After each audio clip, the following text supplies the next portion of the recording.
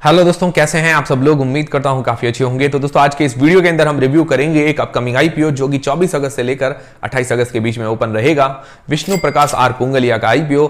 इस वीडियो के अंदर हम सबसे पहले देखेंगे कि इसका आज की तारीख में ग्रे मार्केट का प्रीमियम कितना चल रहा है। इससे हमें लिस्टिंग गेंस का पता चल पाएगा। फिर दोस्तों इस कंपनी की डिटेल्स के बारे में जानेंगे, मतलब कंपनी क्या काम करती है, कौन से सेक्टर की कंपनी है। फिर दोस्तों इसके फाइनेंशियल्स और फंडामेंटल्स के बारे में जानेंगे, मतलब कंपनी प्रॉफिट मेकिंग है या लॉस मेकिंग कंपनी है, और अपने जो भी पीयर कंपीटिटर्स हैं उनसे कैसा ये परफॉर्मेंस कर रही है। फिर दोस्तों इस आईपीओ की डिटेल्स के बारे में जानेंगे और अंत में आपको बताऊंगा कि इस आईपीओ में हमें अप्लाई करना चाहिए या नहीं करना चाहिए, और करें तो लिस्टिंग गेंस के हिसाब से या लॉन्ग टर्म के हिसाब से। सारी चीजें हम इस वीडियो के अंदर क्लियर करेंगे। सबसे पहले अगर इसका ग्रे मार्केट का प्रीमियम देखें तो करीबन 50 रुपए पर शेयर चल रहा है इसका ग्रे मार्केट का प्रीमियम। मतलब इस ग्रे मार्केट के प्रीमियम में लगातार हमें इंक्रीमेंट देखने को मिल रहा है। 150 शेयर का लॉट है तो करीबन 7500 मतलब 7500 रुपए हमें एक लॉट पर आज की तारीख में फायदा बता रहा है। परसेंटेज वाइज करीब 50% जैसा ग्रे मार्केट का प्रीमियम है। तो अभी ओवरऑल देखा जाए तो डिमांड काफी अच्छी चल रही है ग्रे मार्केट के अंदर। बाकी मैं डेली आपको ग्रे मार्केट के प्रीमियम पर अपडेट देता रहता हूं, इसीलिए हमसे जुड़े रहिए। बेल आइकन पर दबा के रख लीजिए और टेलीग्राम चैनल को ज्वाइन करके रख लीजिए, उसकी लिंक डिस्क्रिप्शन के अंदर है, ताकि रोज आपको अपडेट मिलता रहे।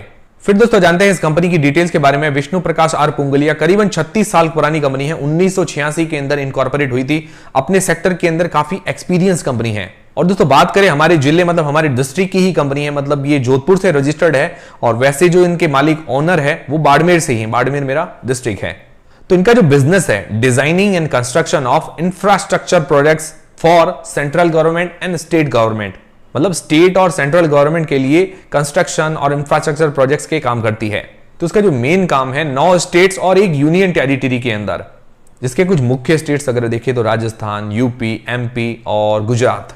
और इनके मुख्य बिजनेस और प्रोजेक्ट्स के बारे में अगर बात करें, वाटर सप्लाई प्रोजेक्ट्स जहां से इसको सबसे ज्यादा रेवेन्यू आता है, railway projects, road projects, irrigation network projects, मतलब ये जो सिंचाई से रिलेटेड प्रोजेक्ट्स होते हैं, तो ये कंपनी इनके सारे टेंडर लेती है और पूरा करती है। और उसके अलावा बात करें कंपनी का राजस्थान के अंदर बहुत ही स्ट्रांग होल्ड है। और इस कंपनी की ऑर्डर बुक करीबन देखा जाए तो 37,000 मिलियन रुपीस की है, मतलब करीबन 3700 करोड़ रुपए से ऊपर की ऑर्डर बुक है। और उनके लेटेस्ट प्रोजेक्ट्स की अगर बात करें तो नॉर्थ के अंदर नेशनल हाईवे प्रोजेक्ट्स, बाईपास, और मणिपुर स्टेट्स के लिए WSP प्रोजेक्ट्स हैं। उनके क्लाइंट्स की अगर बात करें तो उसके अंदर राजस्थान, मध्य प्रदेश, गुजरात की सरकार है, PWD है, इंडियन रेलवे है, और उसके अलावा काफी सारे क्लाइंट्स हैं। तो ये है कंपनी की डिटेल्स। सिंपल भाषा में आपको समझ में आ गया होगा कि ये कंपनी जो है कंस्ट्रक्शन से रिलेटेड सारे काम करती है, टेंडर भरती है सेंट्रल और स्टेट गवर्नमेंट के लिए। तो कंस्ट्रक्शन का काम सदाबहार काम है, डिमांडिंग काम है, और इस काम के अंदर कंपटीशन भी काफी ज्यादा है।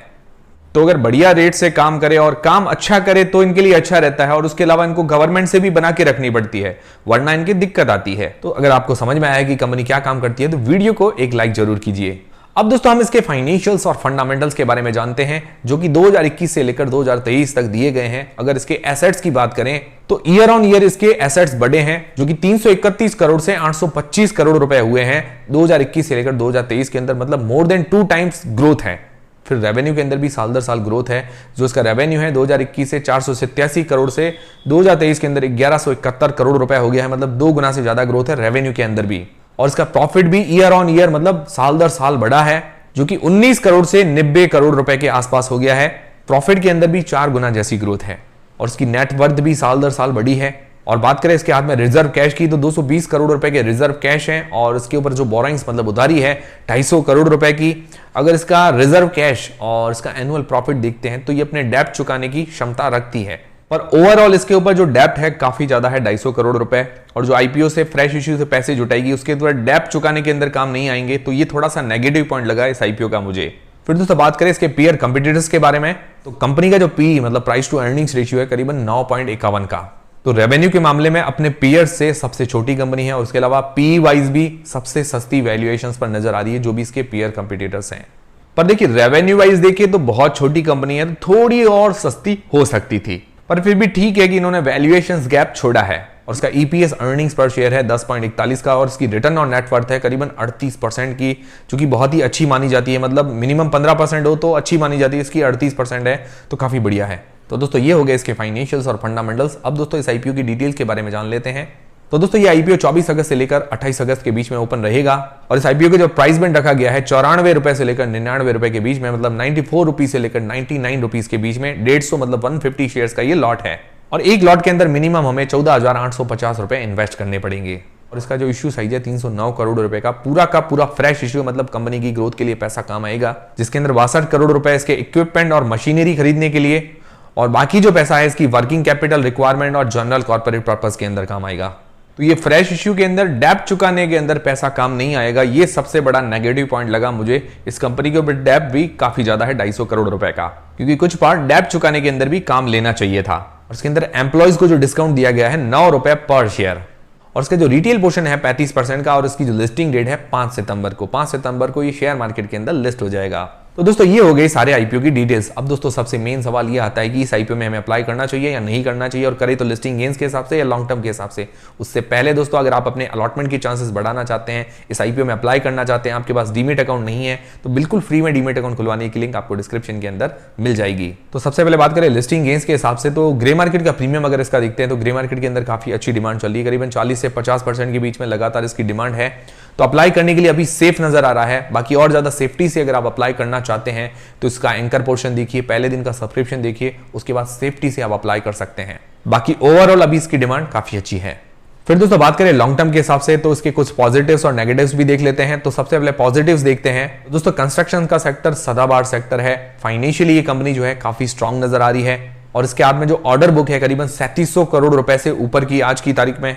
वाटर सप्लाई प्रोजेक्ट्स के अंदर ये स्पेशलिस्ट है और इसको सबसे ज्यादा ऑर्डर इसी के मिलते हैं। और बात करें वैल्यूएशंस वाइज, तो वैल्यूएशंस वाइज भी सस्ती नजर आ रही है अपने पीयर कंपटीटर्स से, मतलब ज्यादा महंगी कंपनी नहीं है, पर थोड़ी और सस्ती हो सकती थी। और बात करें नेगेटिव पॉइंट की, तो इस बिजनेस के अंदर कंपटीशन बहुत ज्यादा है। मैंने आपको बताया कि कंपटीशन हाई है, तो क्या है कि काम अच्छा करके देना पड़ता है, टेंडर क्या है कि सही प्राइस के अंदर बनना पड़ता है, गवर्नमेंट से बना के रखनी पड़ती है, वरना दिक्कत आती है। और बाकी हमने पीयर कंपटीटर्स से भी कंपेयर किया, तो सारे पीयर से तो सस्ती वैल्यूएशन है पी वाइज अगर इसको देखते हैं, पर रेवेन्यू के मामले में बहुत छोटी कंपनी है, मतलब उन सबसे काफी छोटी कंपनी है, तो वैल्यूएशन वाइज थोड़ी सी और सस्ती हो सकती थी। फिर उसके अलावा डेप्ट इसके ऊपर काफी ज्यादा है, मतलब 250 करोड़ रुपए का पूरा जो फ्रेश इश्यू है उसके अंदर डेप्ट चुकाने के अंदर कोई भी पैसा काम नहीं आएगा, तो थोड़ा बहुत पैसा जो है डेप्ट चुकाने के अंदर काम लेना चाहिए था, तो ये भी थोड़ा सा नेगेटिव पॉइंट लगा। पर उसके बजाय अगर इसके फाइनेंशियल्स देखें तो फाइनेंशियल्स अच्छे हैं, और वैल्यूएशंस वाइज बाकी सारी कंपनी से सस्ती वैल्यूएशंस हैं, और इसकी रिटर्न ऑन नेटवर्थ बाकी सारी कंपनी से काफी अच्छी है, 38% की। ओवरऑल एज सच कोई ज्यादा नेगेटिव पॉइंट भी नजर नहीं आ रहे हैं, लॉन्ग टर्म के लिए भी कंपनी अच्छी नजर आ रही है। तो दोस्तों ये है पूरे आईपीओ का रिव्यू। उम्मीद करता हूं ये वीडियो देखने के बाद आपका सारा कंफ्यूजन दूर हुआ होगा विष्णु प्रकाश आर पुंगलिया के आईपीओ को लेकर। और दोस्तों कोई भी आप अगर डिसीजन बनाएं तो अपनी रिस्क और अपना एनालिसिस लगा के ही बनाएं। और ये वीडियो देखने के बाद आपका क्या डिसीजन बना है, क्या आप इस आईपीओ में अप्लाई करेंगे या नहीं करेंगे, मुझे कमेंट करके जरूर बताइएगा। और दोस्तों इसकी एंकर बुक भी आने वाली है, उसके बारे में भी आपको जल्दी ही जानकारी दे दूंगा। और बाकी इस आईपीओ को लेकर डेली मैं आपको अपडेट देता रहूंगा, सब्सक्रिप्शन, ग्रे मार्केट के प्रीमियम और एंकर पोर्शन को लेकर। तो हमसे जुड़े रहिए, बेल आइकन पर दबा के रख लीजिए, टेलीग्राम चैनल को ज्वाइन करके रख लीजिए, तो सबकी लिंक डिस्क्रिप्शन के अंदर मिल जाएगी। मिलते हैं दोस्तों अगले वीडियो के अंदर।